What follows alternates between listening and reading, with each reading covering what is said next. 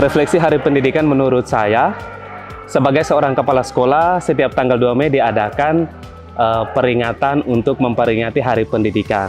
Nah, Hari Pendidikan ini mengingatkan kepada semua orang yang berkecimpung di dunia pendidikan untuk melihat perkembangan pendidikan itu sejauh mana. Karena perkembangan pendidikan itu semakin hari semakin berkembang, sehingga masing-masing orang mengambil makna untuk mengembangkan pendidikan, dan pendidikan itu tidak mati dan berguna bagi semua orang.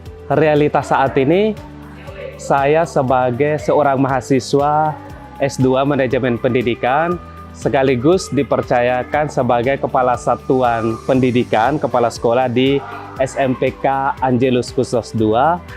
Saya melihat pendidikan itu semakin hari semakin berkembang sesuai dengan teknologi dan juga perkembangan zaman.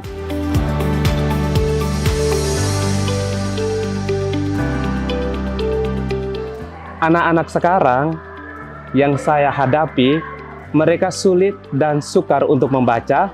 Mereka hanya bermain game atau teknologi mereka menggunakan untuk keinginan sendiri. Sehingga kami sebagai kepala sekolah sekaligus guru susah untuk mengarahkan mereka.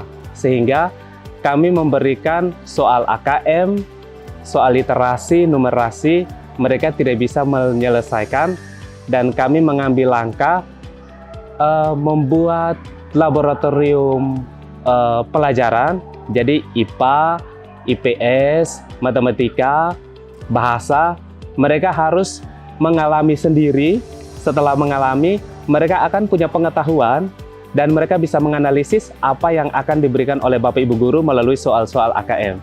Jadi realitasnya berat untuk seorang pendidik untuk mengajari anak untuk bisa menganalisis segala sesuatu yang dia alami.